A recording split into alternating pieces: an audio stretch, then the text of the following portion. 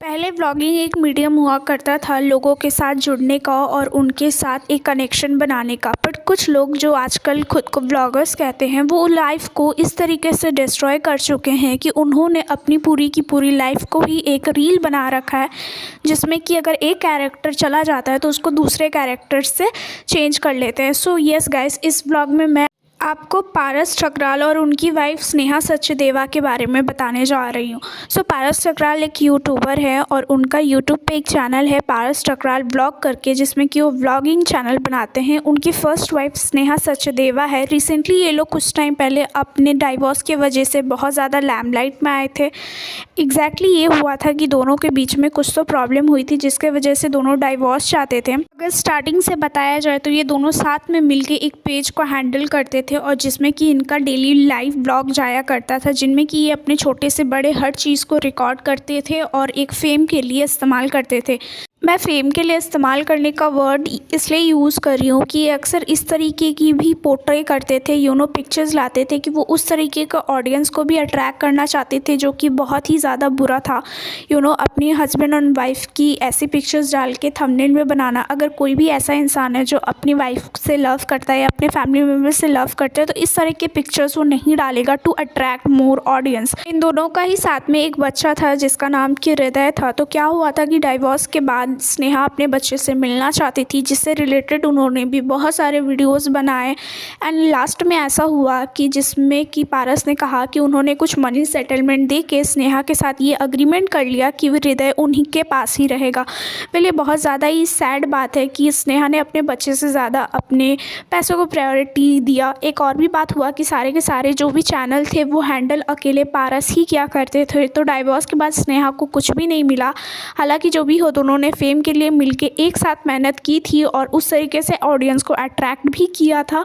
But divorce के बाद अकेले सारा ही हैंडल पारस ने अकेले हैंडल किया और स्नेहा को ज़ीरो से लिटरली स्टार्ट करना पड़ा न्यू चैनल। डाइवोर्स होने के बाद नया प्रॉब्लम ये आ गया कि जो ऑडियंस इन दोनों को एज अ कपल पसंद करती थी वो जाना उस चैनल पे बंद कर दी थी। इस वजह से क्या हुआ कि जो इंगेजमेंट था वो बहुत ज़्यादा गिर गया। तो ऑफकोर्स उन लोगों को नया कैरेक्टर तो लाना ही पड़ता है। इस वजह से उन्होंने क्या किया कि शुरू में अपने बच्चे से रिलेटेड बहुत ज़्यादा वीडियोस भी बनाए ताकि वो सिंपैथी अट्रैक्ट करे और अपने बच्चे का भी यूज़ किया। मैं यूज़ किया इसलिए बोल रही हूँ क्योंकि आगे चल के मैं आपको एक्चुअली डिटेल में बताने वाली हूँ क्या हुआ। एक पॉइंट के बाद उन्होंने अपने बच्चे के साथ बनाना बंद कर दिया जैसे ही कि उन्होंने दूसरी शादी करने की सोची। और उस वक्त से ही इनको क्योंकि नया कैरेक्टर मिल चुका था तो सारा का सारा वीडियो उसी रिलेटेड होने लगा। पहले की फेस रिवील वीडियो जिसमें कि उन्होंने अपनी वाइफ का फेस नहीं दिखाया, देन उसके बाद जब फेस दिखाया तो टाइमर करके दिखाया कि मैं इतने देर के लिए दिखाने वाला हूँ। देन हनीमून वीडियो उसी तरीके का क्लॉक फिर से घूमने लगा जैसे कि स्नेहा और दोनों मिलके बनाया करते थे, क्योंकि उनका वो फुलफिलमेंट इनकी सेकंड वाइफ ने कर दिया। बट प्रॉब्लम यहाँ आई ना कि जब डाइवोर्स का रिवर्स चल रहा था तो दोनों पार्टी रीजंस ये बता रही थी कि स्नेहा ने बताया कि पारस का किसी के साथ एक्स्ट्रा मैरिटल अफेयर है। सेम गोज विद पारस भी इसी तरीके का कुछ क्लेम कर रहे थे। बट अब क्योंकि स्नेहा ने जो क्लेम किया था वो सच दिख रहा है ऑडियंस को, क्योंकि जैसे फेस रिवील करने से पहले ही पारस ने बताया था कि उनकी वाइफ का नेम स्टार्ट होता है टी से, बट लेटर ऑन सबने उनको पीनू नाम से बुलाना चालू कर दिया। और ये झूठ वहाँ पे पकड़ा गया जहाँ पे इन्होंने रिंग सेरेमनी की और वहाँ पे पारस एंड वैशाली लिखा हुआ था।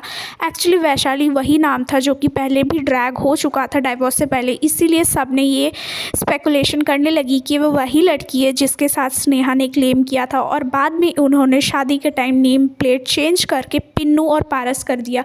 वेल ऑडियंस इतनी तो बेवकूफ़ नहीं है कि वो समझ गई कि क्या चल रहा है और क्या नहीं चल रहा है। अगेन शादी के बाद उसी तरीके से वीडियोस बनना चालू हो गए। हनीमून बन रहा है अब सारे के सारे वीडियोस। मैंने जैसा कि कहा ये अपने बेटे को भी एक टाइम पे यूज़ कर रहे थे क्योंकि उस वक्त इनके पास कोई और कॉन्सेप्ट ही नहीं था ऑडियंस को दिखाने के लिए।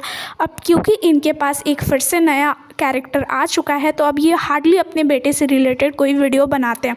अगर आपको बिलीव नहीं हो रहा है तो आप जाके उनके पेज पे भी देख सकते हो। हार्डली अब आपको उनके बेटे से रिलेटेड कोई भी वीडियो देखने का मिलेगा। सो यहीं पे व्लॉगिंग का लाइफ का एक और तरीके से आप कह सकते हो कि खुलासा हो रहा है कि किस तरीके से आज इंडियन ऑडियंस को बेवकूफ़ बनाया जा रहा है। व्लॉगिंग के थ्रू एक लाइफ को पोर्ट्रे किया जा रहा है जो कि रियल में वो लाइफ जीते ही नहीं है। इसी तरीके से ऑडियंस को चीट किया जाता है। एक हैप्पी फैमिली का गोल दिखाया जाता है जो कि रियलिटी में एग्जिस्ट नहीं करता। मैं ये नहीं कहती, बट इतना हैप्पी दिखाना, हर रोज़ कुछ ना कुछ होना was very next to impossible. ऐसे ये शो करते हैं कि हम आम ऑडियंस को ना फोमो होने लगता है कि अरे इनके पास तो इतने पैसे हैं, इतना अच्छा ड्रेस है, सब कुछ है, बट ये रियलिटी नहीं होता। ये वो होता है जैसे कि आप समझ जाओ, आप जा रहे हो शूट पे, शूट किया, आपने नए कपड़े पहने, एक्टिंग की और आप वापस घर पे आ रहे हो। जैसा कि रिसेंटली आपको याद ही होगा कि ग्लैम गर्ल के भी फैमिली में इस तरीके का बहुत सारा मैसअप हो चुका है। और ऑल्सो हम ये कैसे भूल सकते हैं जो रिसेंटली बहुत ज़्यादा चर्चे में आया हुआ था, फ्लाइंग बीस्ट और उनकी परफेक्ट फैमिली पिक्चर जो थी, जो कि सारे की सारे ऑडियंस ने देखा कि किस तरीके से रियलिटी में भी उनमें बहुत सारे प्रॉब्लम्स होते हैं जो कि हैप्पी गोल और हैप्पी फैमिली वो शो करते हैं वो सही नहीं होता। एक्चुअली देखो, लाइफ में सबका ही प्रॉब्लम होता है। ऐसा नहीं है कि आप भी गंदे पिक्चर्स डालते हो सोशल मीडिया पे, आप हो या मैं हूँ, हम सभी अपने अच्छे पिक्चर्स ही डालना प्रेफर करते हैं। बट प्रॉब्लम यहाँ पे आ जाता है कि डेली व्लॉगिंग आप रोज़ देखते हो, वो आपके लाइफ का एक बहुत ज़्यादा मेजर पार्ट बन जाता है, जिस वजह से आपको बहुत एक्चुअली फोमो क्रिएट होने लगता है कि दूसरे बहुत बेहतर कर रहे हैं और इस वजह से बहुत लोग डिप्रेशन में भी चले जा रहे हैं। तो इस तरीके का जो फेक लाइफस्टाइल है, ऑफकोर्स ये दिखाना बंद करना चाहिए। आपको रिलेटेबल दिखना चाहिए कि ओके, अगर एक किसी दिन कुछ खास नहीं हो रहा है तो नहीं हो रहा है। उससे क्या होगा कि जो एक ट्रूथ है वो दोनों ही तरफ बना रहेगा और दोनों एक पार्टीज एक दूसरे को एज अ ट्रीट करेगी ह्यूमन। एक्चुअली क्या हो गया है कि ऑडियंस तो उन्हें एक एज अ स्टेबल पर्सन देखने लगती है और वो सब ऑडियंस को एज अ अर्निंग देखने लगते हैं कि जितना व्यूअर्स आएगा उतना ही अर्निंग होगी। वेल, वो भी वहाँ पे गलत नहीं है, बट ये फेक स्टाइल दिखाना ही बहुत ज़्यादा गलती है। सो आई होप आपको अच्छा लगा हो ये वीडियो।